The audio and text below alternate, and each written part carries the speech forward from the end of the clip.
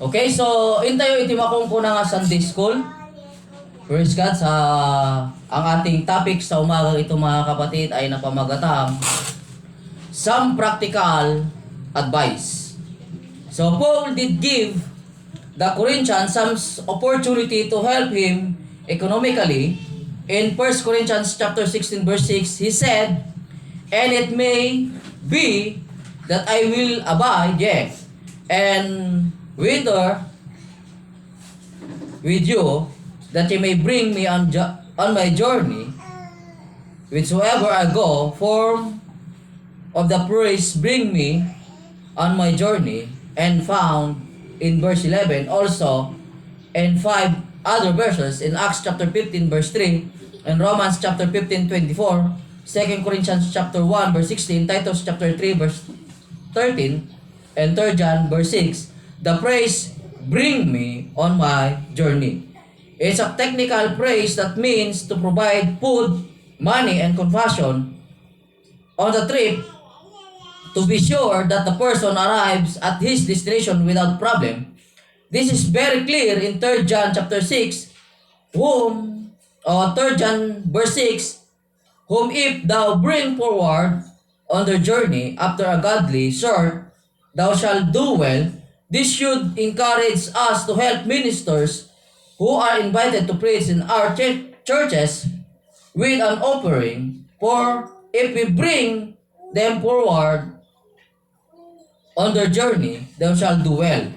So pastors should receive an offering for a guest preacher. Not giving an offering to a guest minister can indicate. So dito mga kapatid ay ito yung mga tinatawag natin na some practical advice. So sa mga ministers po mga kapatid ay may mga sarili-sarili po kaming mga journey. May mga sarili-sarili kaming mga lakad mga kapatid. At nawa mga kapatid ay tayo po ay maging pagpapala nawa sa kanila. Praise God. So sabi dito mga kapatid, so ating unawaing maigi ang sinasabi po rito sa 1 Corinthians chapter 16 verse 6 at sa mga following verse na ibinigay po kanina mga kapatid ay ating pong babasahin upang lalo nating maunawaan mga kapatid kung ano ba talaga ito ang tinatawag dito na some practical advice. So 1 Corinthians chapter 16 verse 6, sabi po rito mga kapatid, datapwat marahil ako'y natitira sa inyo o makikisama sa inyo sa Tagginaw upang ako'y tulungan ninyo sa aking paglalakbay saan man ako pumaroon. So, may mga katulad ni Caldong, no? Another mention mga kapatid, dito ko sa harap. Okay? Para hindi naman po tayo ma-distract dito sa pangangaral natin mga kapatid. Okay. So tuloy po tayo mga kapatid. Ang sabi po rito mga kapatid ay para meron po siyang magamit sa kanyang paglalakbay. Yun na mga kapatid, na-distract na nga talaga. Basahin ulit natin. Datapwat marahil ako'y matitira sa inyo o makikisama sa inyo sa Tagginaw upang ako'y tulungan ninyo sa aking paglalakbay saan man ako pumaroon. So tulungan daw natin mga kapatid ang ating mga kapwa manggagawa mga kapatid sa ubasan ng Panginoon sa kanilang paglalakbay o kaya makasama natin sila sa kanilang paglalakbay. So kung hindi man tayo makasama mga kapatid, yung tinatawag natin na physically na makasama, pero makasama nawa natin sila mga kapatid sa kanilang mga gastusin. So may mga gaya nito yung mga missionary po natin o kaya mga evangelist po natin mga kapatid na umahayo at kung saan man po sila napapadpad mga kapatid sa kanilang pangangaral sa salita ng Panginoon, ay huwag po natin silang pabayaan na maghirap. No?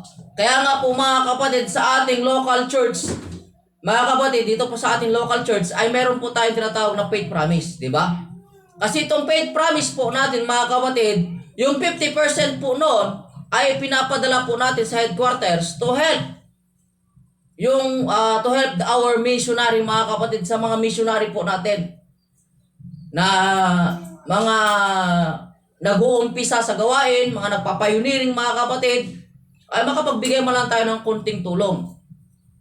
So, kapag maipon naman yung konti mga kapatid, yung napapadala natin konti, at mayroon may padala yung mga iba nating kasama na konti mga kapatid, pag naipon po yun, malaking tulong po yun sa mga missionary po natin. Sa mga evangelist po natin mga kapatid, na alam nyo kasi mga evangelist po natin, diba? Katulad nung pumasyal sa atin dito na si Evangelist Lorena mga kapatid, hindi, wala po yung congregation na inaasahang tithes. Wala po. No, kung gaano man kahirap ang dinaranas nating may mga congregation, buti ka sa akin, may congregation ako mga kapatid, nandiyan kayo, at kahit paano ay nakakatulong kayo sa akin. Pero sa kanya kasi mga kapatid, sa mga evangelist natin, sa mga missionary natin mga kapatid, palipat-lipat sila ng lugar. No? Katulad kay Paul, palipat-lipat siya ng lugar. Now, maunawaan natin mga kapatid, na ang mga tao na ito, na lingkod ng Diyos na palipat-lipat ng lugar, ay wala talaga silang consistent na aasahan sa congregation mga kapatid. Kaya kung may napasyal man sa atin, praise God, ay tulungan po natin sila. Kung ano yung makakaya natin. Hindi naman mga kapatid na isi-shoulder natin lahat. Kasi tayo naman din mabibigatan dahil meron naman din tayong sariling mga pasanin. Pero meron man lang man tayong maitulong sa kanila. Kaya nga sa ating mga kapatid, meron po tayong faith promise. Kasi yung 50% ng faith promise natin mga kapatid ay sinesend po natin sa headquarters natin to help. No? Para makibahagi po tayo doon sa soul winning na ginagawa po natin. At yung 50% na mga kapatid, naiiwan dito sa local church natin para meron naman din pong gamitin yung mga local evangelist natin. So, sino yung local evangelist natin dito mga? Di ba, meron tayong itatalaga sana noon. Kaso, ang nangyari doon sa itatalaga natin ay hindi nagpatuloy sa atin. Di ba? So, yun po yung nangyari mga kapatid. Kaya ang nangyayari doon sa naiwan sa atin ay tayo pong gumagamit. Saan natin ginagamit mga kapatid? Kaya nung seminar natin na World Mission, seminar natin ng evangelism mga kapatid, di ba humuhugot tayo doon, meron tayong konting nakukuha doon mga kapatid, para makapagpatuloy tayo. And the others mga kapatid, ginagamit po natin pang gas, pag visitation, and pang Bible study natin mga kapatid. Doon po napupunta yung faith promise for soul winning.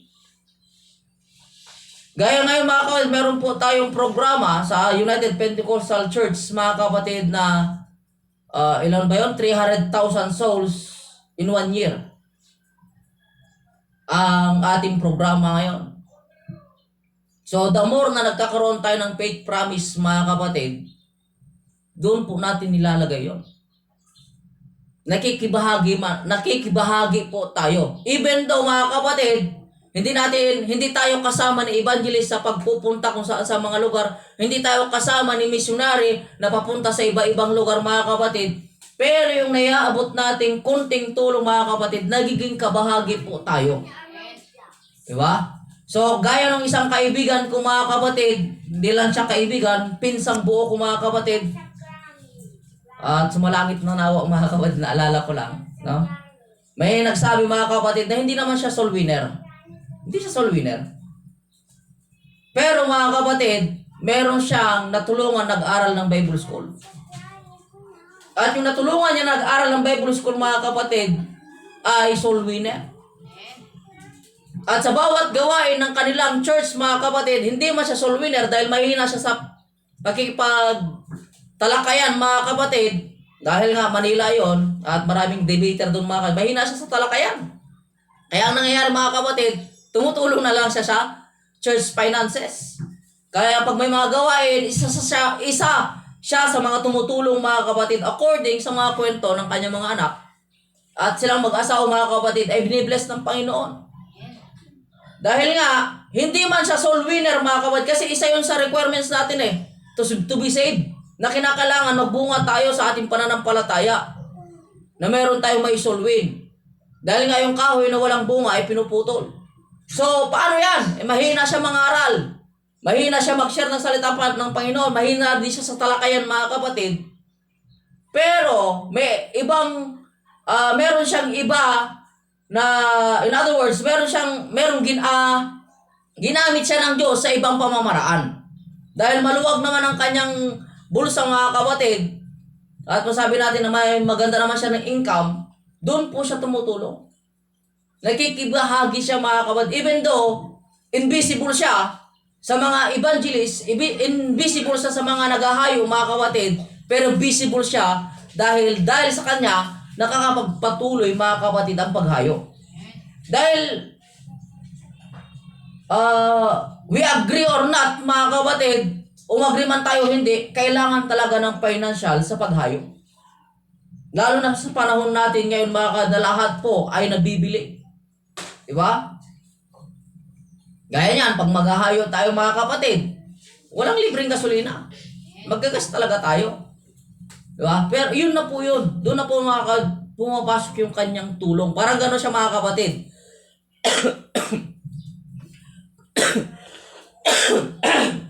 Excuse me. Sorry, mga kapatid. Talagang may ubo pa tayo. So, sabi nito, pastor should receive an offering for a guest preacher, not giving an offering to a guest minister can indicate. So sabi nito, mga kapatid, a minister or congregation who has never learned the blessing of giving. So sa part na ito, mga kapatid, kapag may pupunta po dito sa atin na minister, mga lingkod ng Panginoon, mga kapatid, na magbabahagi ng salita ng Panginoon, mga kapatid, huwag po natin pahintulutan na uuwi siya na walang-wala man lang. No? Alam niyo, mga kapatid, kahit sabihin natin na maliit pa lang tayo, hindi pa natin talaga kaya ang magbigay ng malaking offering, pero malaking bagay na yung mayroon tayong mayabot. Huwag lang yung sobre, mga kapatid, na pagbukas niya ng sobre, may papel, at yung papel, mga puro prayer request. Huwag naman yung ganun, mga. Dapat meron din tayong ibibigay na kahit konting pampalubag loob man lang, mga kapatid, o kaya pamalit man lang ng gasolina. Diba? Kaya sabi ko sa inyo, lahat ng pumapasyal po sa atin dito, mga kapatid, na ministers, gumagawa talaga ako ng parang, mga kapatid, para lang may mayabot. Kung hindi man pera dahil sa wala tayo, kung anong meron tayo. Diba? Gaya ng mga, malala nyo, mga kapatid, nung crusade natin, mga kapatid, hindi ko po pinauwi ang mga papastor na pumunta rito na walang-wala. Mga kapatid, hindi po. Kaya sabihin natin na wala man tayong marami, mga kapatid, pero meron tayong naibot konti. Kaya nung pukpuklo, mga kapatid, di ba? Malaking kaligayahan na yung mga kapatid na meron man lang tayong konti may pabaon na pamalit sa kanilang pagod. Kasi nga, gaya na sinasabi ko, we are not financially stable. Hindi pa naman tayo stable sa financial at nauunawaan nila yon. Nauunawaan nila yung mga kapatid, kaya nga gusto nilang tumulong sa atin. Kaya nga, di ba, kung titignan natin yung taga-Bigan, mga kapatid, they sacrifice 2 nights, mga kapatid. Back and forth. Naghahakot ng gamit at naghahakot ng membro, mga kapatid. Pero kahit gano'n, mga kapatid, ay nagbigay naman din tayo ng kunting tulong sa kanila sa gasolina, mga kapatid. Even though yung panggasolina na inaitulong natin, mga kapatid, ay hindi talaga enough. Sa layo nun, mga kapatid, di ba? Back and forth. Ilan lang yung naibigay natin dun, mga kapatid. Kung di ako nagkakamali, 1,200 lang ata, mga kapatid. Kasama pa niya yung kabugaw. So, isipin natin maigi, mga kapatid. At least, meron tayong naitulong konti. Kasi nga, mga kapatid, yan po yung tinatawag natin na spirit of unity. Ang pagkakaisa, mga kapatid, kung tayo po ay makikisa at nakipagkakaisa, mga kapatid, malaki po ang magagawa nito. Hello? Hindi po tayo nagbibigay, mga kapatid, upang tayo ay bigyan din nila. Kundi nagbibigay tayo dahil ito yung nararapat sa puso ng isang umiibig. Di ba? Kung mahal natin, mga kapatid, gumagawa tayo ng sakripisyo. At yung pagmamahal natin na gumagawa ng sakripisyo, mga kapatid, maliit man o malaking bagay, tumatatak po yan sa bawat tao na natutulungan natin. Kaya nga sabi nila, mga kapatid, mas mabuting tulungan mo yung mahihirap kaysa tulungan mo yung mga may kaya. Hello? Kasi pag ito ang pangit sa nakagawian ng mga Pilipino. Totoo, aminin man natin o hindi ba, ito yung pangit na nakaugalian ng Pilipino. Kung sino pa yung mayaman siya pang regaluhan ng malaki. Di ba? Tignan nyo si Yulo, mga kapatid. Example lang natin. Tumanggap ng ilang milyon. Inopera ng napakaraming milyon. Di ba? Eh kung yung mga inopera sa kanya, ibinigay nila sa mga mas dukha, marami silang natulungan. Kahit tagi-1,000 sa bawat dukha, mga kapatid, di ba? Sipin nyo Nag-birthday si Mayor. Mayaman na yan. Rinagaluhan pa ng kotse. Ang dami ng sakyan. Pero nung nag-birthday yung kapitbahay yan na mahirap, hindi malang maregaluhan ng sapatos. Isipin nyo ito yung ugali ng Pilipino. Ito yung ugali natin. Gusto man natin o hindi, ito yung totoo. Real talk po ito, mga kapatid, di ba? Kung sino pa yung walang-wala, reregaluhan pa ng mas mababa doon sa kanyang kalidad. Eh kung yung mahirap pa ka, reregaluhan mo ng kotse, makakalimutan ka kaya nun? Eh yung mayaman mga ka, reregaluhan mo ng kotse, mas marami pa siyang mas maganda doon. Bali wala lang yung regalo mo sa kanya. Di ba?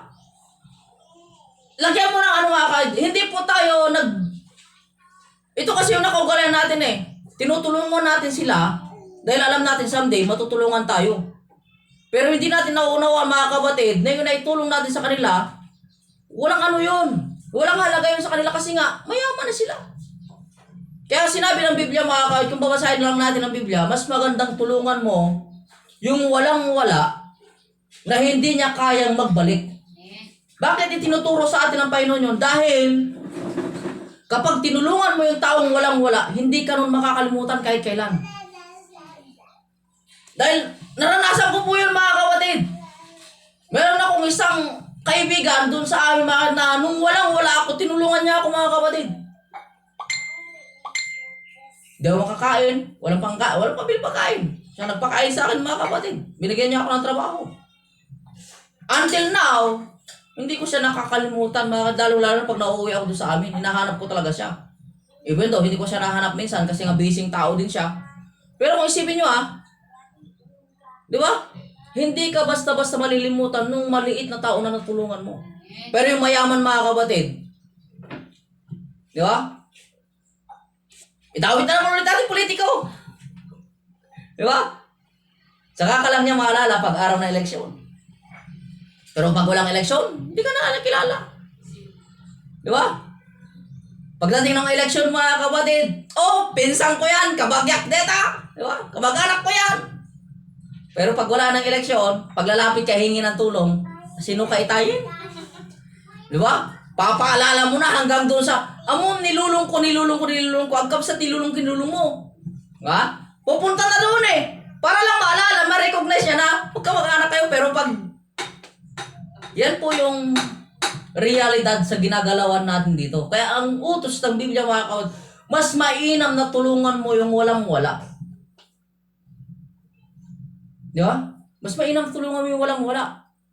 Kasi tulungan mo yung kaya kinakailangan baguhin na natin yung mind settings natin Pag mayaman yung nag-birthday, huwag mo regalohan ng magarbo. Regalohan mo ng maliit lang.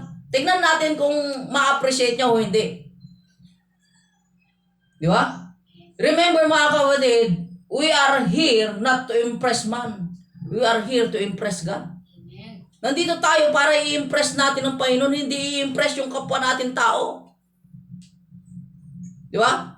Ano yung sinasabi ko mga kapatid sa inyo? Ituro ko na noon mga kapatid.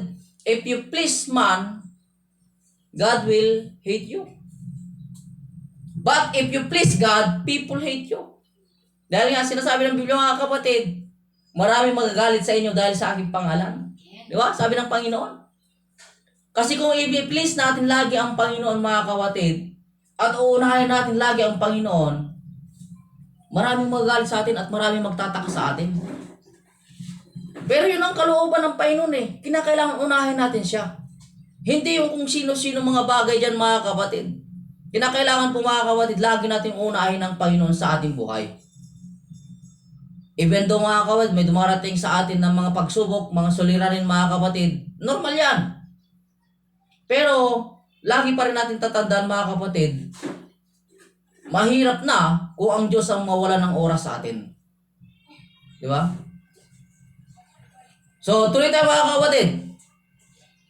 So, some practical advice po tayo mga kapatid. A minister or congregation who does not have who does not know how to value or honor the ministry correctly. A lack of minister's ethics on the part of the host pastor. Moreover, a minister should not refuse an offering. So, hindi lang po ito po tumutukoy sa mga ministers mga kapatid. Unawain ninyo. Sabi dito, moreover, a minister should not refuse an offering. Kaya pag may nagbibigay sa inyo mga kapatid, huwag niyo pong tanggihan. Di ba minsan mga kapatid, may nakita tayo na mas mahirap pa, mas lukha pa sa atin. Yung tingin natin na mas nangangailangan sa atin, pero nag-o-offer, tanggapin po ninyo. Huwag kayo magdalawang isip na sabihin mga kapatid na mas mahirap ka mga sa akin eh. Pride po yun eh. Di ba? Na hindi ka tatanggap ng tulong sa iba dahil mas angat ka. Huwag po. Pag nag-offer sila mga kapatid ng kahit anong tulong, grab, tanggapin mo. Kasi biblical po yan mga kapatid na sinasabi po na ang susi ng pagpapala na sa pagbibigay. Ngayon, hindi mo tinanggap yung ibinibigay niya sa'yo para pagpalain naman siya. Ano mangyayari mga kapatid? E di mas lalong hindi siya pagpapalain dahil hindi mo tinanggap yung kanyang ino-offer. Ngayon, kung talagang binabagabag ka mga kapatid at nakita mo talaga na mas mahirap pa sa'yo, pag nag-offer siya, nagbigay siya ng konting blessing, pagkalipas ng ilang araw mga balikan mo siya, mas malaking ibalik mo sa kanya. Kung talagang binabagabag ka. Pero minsan mga kapatid, kasi kahit gaya nung nangyari sa akin mga kapatid, doon sa amin, malala ko lang kasi nga sa aming mga magkakaibigan, ako yung unang may trabaho. Ako yung unang kumikita. At nakasanayan ko na mga kapatid na lagi ako ang nanglilibre. Alam niyo yung pakiramdam mga kapatid? Di ba? Dumating yung araw mga kapatid, ako yung walang-wala rin. At yung isang kaibigan ko mga kapatid, niyaya niya ako, tilibre niya ako. Parang nakakapangdurog, di ba? Eh yung kaibigan ko rin mga kapatid, humihingi lang naman yun sa magulang ng allowance. Pinanglibre pa niya sa akin. Kaya nakakapangdurog. Pero kung titingnan mo mga kapatid, tama ba yung ginawa ko na tinanggap ko? Hindi. Eh mapapahiya siya mga pag hindi ko tinanggap yun. Di ba? Kaya minsan iisipin nila, ano kaya yung mararamdaman niya pag tumanggi tayo dun sa inaabot niyang tulong. Ba't kahit nga ikaw eh, pag may inabot kang tulong, di ba? Na talaga bukal na bukal sa loob mo, na magbibigay ng tulong, tapos hindi tatanggapin. Di ba? Medyo maano ka rin. Kaya, sa akin mga kapatid talaga, at alam ng misis ko yan, saksi talaga ng misis ko yan mga kapatid. Pag may nagbibigay sa akin ng kahit ano, tinatanggap ko yan. Hindi talaga ako nagsabi na hindi. Ayaw ko yung meron ako hindi. Hindi ko ginagawa yung mga kapatid. Lahat ng ibinibigay nila sa akin mga kapatid, kailangan ko man o hindi, pag inabot sa akin, tinatanggap ko po. Bakit? Dahil alam ko mga kapatid, na darating ang time na pag tinanggap ko yung pagpapalain ng Panginoon yung nagbigay. Kasi biblical po yun eh. Ang sabi doon, ang magbigay sa'yo, ang sabi doon, pag magbigay ka ng tubig sa lingkod ng Diyos, ikaw ay pagpapalain. Tubig lang yung sinasabi doon. Eh, paano kung masigit pa doon sa tubig ang naibigay mo sa lingkod ng Diyos? Kaya sa akin mga kapatid talaga, pag may mga nagbibigay, kahit anong bagay pa yung mga kapatid, hindi po ako tumatanggi, tinatanggap ko po yan. Kahit anong klase pa yan, mga kapatid, dahil alam ko na pagpapalain sila ng Diyos. Kaya pag ako naman na nag-aabot sa inyo, mga kapatid, tanggapin naman din nyo. Huwag kayong mahiya, mga si pastor, binigyan pa ako eh. Alam ko ng pastor na mas ikaw parang, tanggapin ninyo mga kapatid, dahil minsan hinihipo rin ako ng Panginoon na makapagbigay ng tulong sa iba. At pag naibigay ko yung mga kahit alam ko, pagpapalain ako ng Diyos. Sabi nga di ba ng Biblia, huwag kang umasa sa binigyan mo na mayroon siyang ibabalik sa'yo. Asahan mo ang Diyos ang magbabalik sa'yo. Doon lang naman kinakailangan na mabuhay tayo mga kapatid eh. Doon dapat tayo mabuhay. Doon sa umaasa tayo sa ibibigay ng Diyos sa atin. Hindi doon sa umaasa tayo kung anong ibibigay ng tao sa atin. Minsan mga kapatid, pag sa tao tayo umaasa, laging napapako mga kapatid. Kaya nga nabuo yung word na paasa. Di ba? Na dapat umaasa ka, naging paasa. Kaya mga kapatid, doon lang po natin titignan maigi mga kapatid na pinakailangan po na tayo ay mabuhay na may malaking pananampalataya na tayo po ay tutulungan ng Diyos. Kaya nga, may mas mabigat pa nga naturo ang Biblia sa atin eh. Pag kayo nagpautang, huwag nyo nang asahang babayaran. Di ba? Huwag mong asahan. Sabi doon mga kapatid, ang bigat no? Huwag na lang natin asahang babayaran pa pag tayo nagpautang. Lalong-lalo na. At sabi pa doon, huwag mo nang singilin kung kapatid mo. Di ba? Eh, tinutukoy doon eh. Hindi naman kapatid na literal eh. Kapatid naman. Kapwa mo tao yun ang tinutukoy doon. Di ba? Kaya mga kapatid, kung iisipin natin maigi at susundin natin maigi ang sinasabi ng Panginoon, umutang kasi yung tao dahil sa sobrang nangangailangan. Hindi naman uutang yun eh kung hindi niya kailangan, di ba? Kaya sinasabi ng mga kapatid, ang pinaka-point talaga doon, huwag natin patubuan. Di ba? Eh, nakasanayan na. At nakasanayan na rin kasi ng mga umuutang. Di ba? Uutang pa lang, sabi niya, uray, patubuan ton ano, di ba? Nakasanayan na yun? Uray, adan to anak nan. Di ba?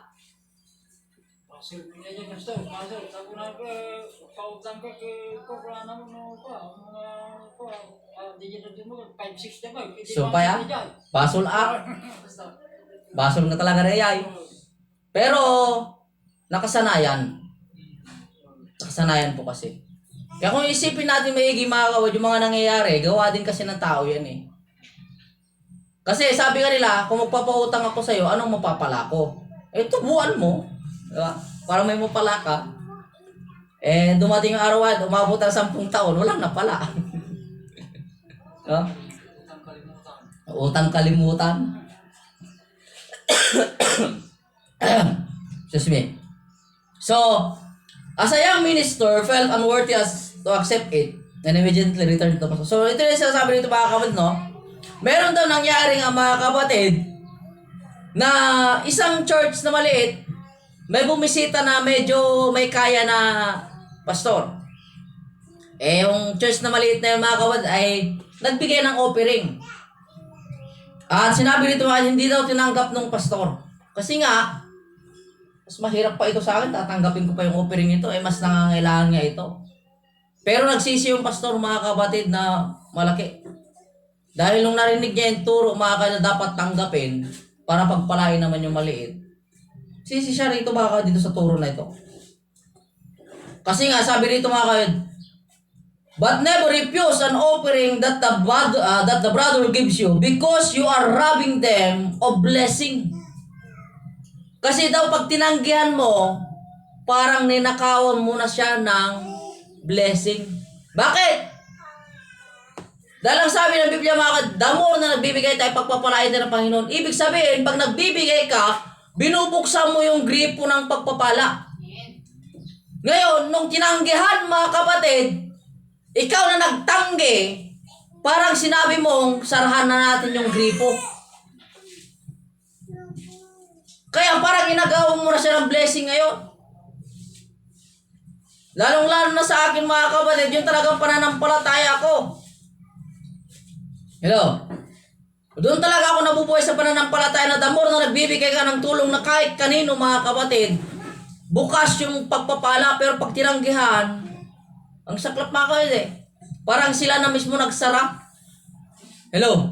Dahil nga pag nagbibigay ka, nagtatanim ka yan eh. Hindi ka naman nagtatanim sa tao, nagtatanim ka sa Panginoon. Dahil alam mo, ang Diyos magbabalik. Ngayon, dahil sa tinanggihan, sabi rito bakit? Na, sabi rito mga kapatid,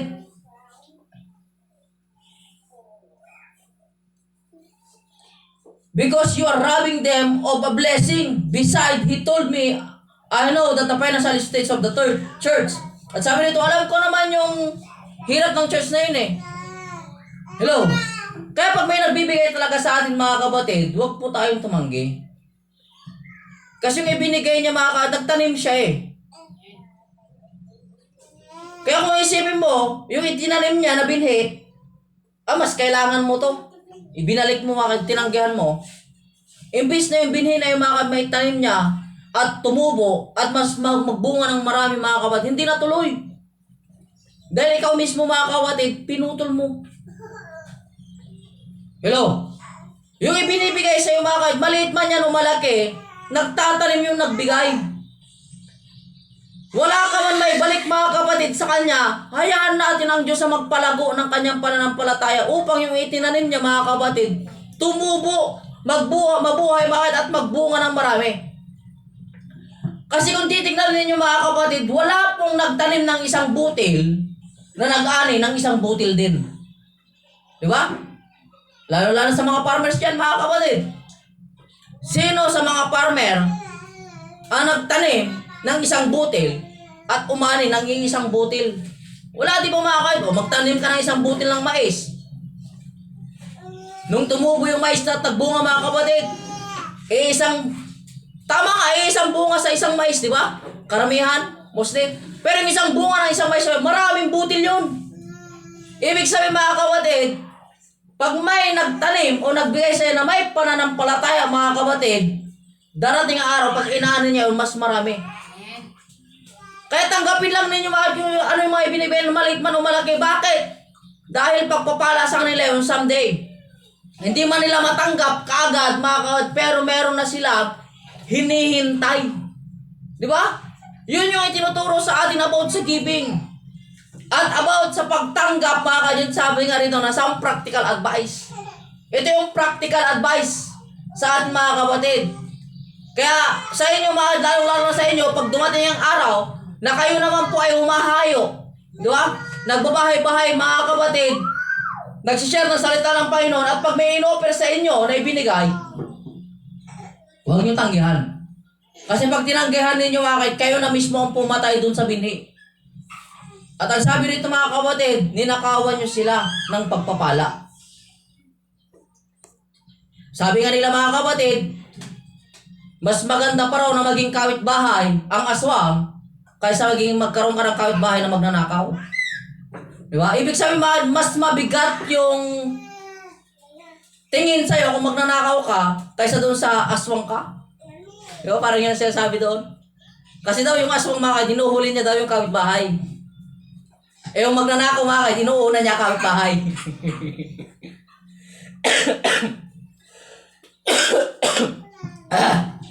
Sorry, excuse me. Talagang matindi na yung ubo ko mga kapatid. At sabi nito mga kapatid, I understood that I had erred in not accepting the offering. The people had given the money for the purpose. I was robbing them of a blessing because I really had not yet learned to value my own ministry. So sabi nito nagsisi siya mga kapatid na bakit hindi niya tinanggap at ngayon nagkakasala siya sa pagnanakaw. Hello? Pag hindi mo pala tinanggap, magkakaroon ka ng pagkakasala ng pagnanakaw. Kaya mga kapatid, huwag talaga kayong tumanggi. Di ba? Kahit anong klase pa yan mga kapatid, kailangan mo man o hindi, gusto mo man o hindi, tanggapin mo. At kung hindi mo kailangan mga kapatid, baka someday somehow, kakailanganin mo rin yun. Hindi mo kailangan ngayon, baka someday somehow, kakailanganin mo. O kung hindi man mga kapatid, kung hindi mo man kailangan, doon pala sa pamilya mo, may nangangailangan nun. Di ba? Hindi ito mo ibigay, parang ipinadaan lang sa'yo. Di ba? Parang gano'n lang yan eh. Parang ipinadaan lang sa'yo, yun pala para doon sa kapatid mo. So tanggapin natin mga kapatid. Kaya nga sa amin mga, dami talaga naming tinatanggap. At yung mga natatanggap na yun na binibigay sa amin mga kapatid, kung hindi man namin masuot, Hindi ko masuot ang mga anak namin mga kapatid. Pinapasuot namin sa iba. Doon sa mas nangangailangan. Ibig sabihin mga kapatid, parang pinadaan lang sa amin. Pero sabi ko sa inyo mga kapatid, binibigyan ko talaga ng value ang lahat ng ibinibigay sa akin. Nasasaktan nga ako mga kapatid pag nasisira yung mga ibinibigay sa akin eh. Lalo na pag mga damit mga kapatid, no? Lalo na sinabi ni misis ko, sunugin na natin to kasi lumang-luma na. Hindi mo na pwedeng suotin. Talagang masakit yung loob ko mga kapatid. Lalong-lalo na kung alam kong binigay sa akin yon. Sabi ko sa misis ko, huwag mo sunugin. Kung gusto mo, isa ko mo, ibigay din natin sa iba. At nang mapakinabangan ng iba. Yun talaga yun sa puso mga kapatid eh. Kahit tanongin nyo sa misis ko, medyo nagtatalo nga kami pag nagsusunog ng damit talaga ito. Kasi ayaw ko yung mga ganun mga kapatid dahil nga meron na itanim sa damit na yon. O kaya sa mga bagay na naibigay sa atin mga kapatid. Di baling magluma dyan mga kapatid. At least, nabibigyan ko siya ng value. Eh sa atin pa naman ng mga Pilipino, mahilig tayo doon sa sentimental value. Di ba? Antik na, tinatago pa. Eh, sa ibang bansa mga kapatid, eh, wala na yun. Di ba? Naalala ko ngayon si Tatay Ron, mga kapatid, di ba? Puro bago yung mga binabasura doon. Bagong-bago pa, binabasura na, pinapalitan na nila mga kapatid. Eh, dito sa atin, eh, kulang na lang bakit, ipakilo na, pero ginagawit pa rin, di ba? Eh, ganyan tayo. Yan ang Pilipino, mga kapatid. Nasasayangan tayo sa mga bagay-bagay. So, on another occasion, some pastor in a fellowship meeting said to the congregation, "Today, we have a missionary with us, and we want to give him a good offering for his expenses." So, dito mga kapatid, meron silang bisita. Hello? Nagkaroon siya ng bisita mga the minister. At sinabi niya sa congregation, mga kapatid, magbigay naman tayo ng special offering sa ating bisitang pastor. At nakita nung pastor mga the bisita, marami. Pero nung tinanggap niya mga kapatid, portion na lang. Hindi na yung buong Kaya wag po ganun mga kapatid. Sa bagay, hindi ko naman yung ginagawa. Pero hindi natin lang, baka someday sa may mga maging minister sa inyo, di ba?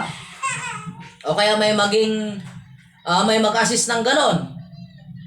Kapag ginawa po natin yun at in-address po natin sa minister, ibigay po natin sa kanya lahat.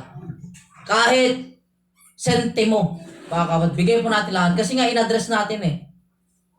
No, pag sinabi natin, magpa-offering tayo at itulong natin sa minister na ito, ibigay po natin lahat yon. At yun po mga kapatid talaga nakasanayan kong ginagawa yun mga kapatid kahit saan man ako napupunta. Pag sinabi ko, lahat na ito ay ibibigay. Kasi nga doon sa local church sa pinanggalingan kong mga kapatid, ganun po ang nakagisnan namin. Pag nagpapa-offering kami mga ng special offering, ang gawa pa nga ng pastor namin, hindi na binibilang eh. Talagang inaano na mga kapatid, nilalagay na doon sa isang supot, binibigyan na lahat mga kapatid kasi nga may mga barya-barya doon. Minsan hindi na binibilang mga kapatid. Kasi nga naka-address yun sa minister na pumasyal mga kapatid. Kaya pag may pumapasyal sa atin mga kapatid, offeringan din natin sila. Diba? At hindi ko pa po ginawa dito yan mga kapatid yung nagpa-special offering. Kasi nga mga pag may ini-invite akong ministers dito mga meron na talaga akong nilalaan na offering para sa kanila. Meron na talaga akong nilalaan mga. Hindi po ako nag-i-invite mga kapatid na wala pong ilalaan.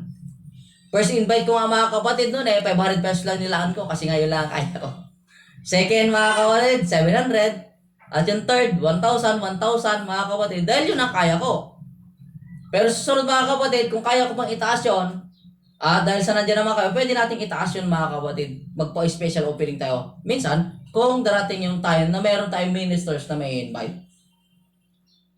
Diba? So, ang topic na ito mga kapatid, kinakailangan matuto po tayo na tumulong sa gawain ng Panginoon. Not only in our churches mga kapatid, hindi lang po rito sa ating local, maging sa iba. Kaya nga, di ba naalala niyo mga yung tinuro ko sa inyo noon, pag may mga nakakasalubong kayong pastor, kahit hindi na kayo magpaalam sa akin kung hindi po kayo ng Panginoon na mag-abot sa Kanya. Kasi, blessing nyo yun. Kayo ang pagpapalain ng Panginoon doon, hindi po ako. At kung sabihin kong huwag kayong magbigay doon, parang pinuputol ko na yung pagpapala na darating sa inyo. Kaya ngayon pala mga kapatid, tinuturo ko na at pinapaunawa ko na po sa inyo, kung may minister man kayo makita, mayaman man o mahirap, at naramdaman ninyo sa inyong sarili na parang gusto nyong abutan ng konting tulong mga kapatid, financial, abutan nyo po. Kaligayahan ko yun na matuto kayo mga kapatid na magtanim. Dahil alam ko someday somehow pagpapalain kayo ng Panginoon sa bagay na yan. Dahil nga kung ano ang takalan, yun din ang gagawing takalan sa inyo ng Panginoon at ibabalik sa inyo ng Panginoon ng hustong takal, siksik, liglig at umahapaw. Yan po ang turo sa atin ng Panginoon. Not only to the ministers mga kapatid, kahit sa mga kaibigan natin mga dukha, mas mahirap pa sa atin. Gaya na sinasabi ko sa unang lesson natin kanina mga kapatid, di ba? Na mas magandang tulungan yung mas mahirap kaysa sa atin, kaysa doon sa mas may kaya sa atin. Kaya kung mag-aabot man lang tayo ng regalo mga kapatid, di ba? Piliin na natin yung mas dukha na regaluhan ng mas maganda kaysa doon sa mas mayaman pa mga kapatid. Piliin natin yung mas nangangailangan kaysa doon sa mas marami pang pagmamayari kaysa sa atin. Gaya na sinabi ko kanina mga kapatid, kung bakit yun ang kalooban ng Panginoon, kasi yung tao na natulungan mo na mas mahirap pa sa iyo, hindi ka nung basta-basta makakalimutan. Lalong-lalo na kung bukal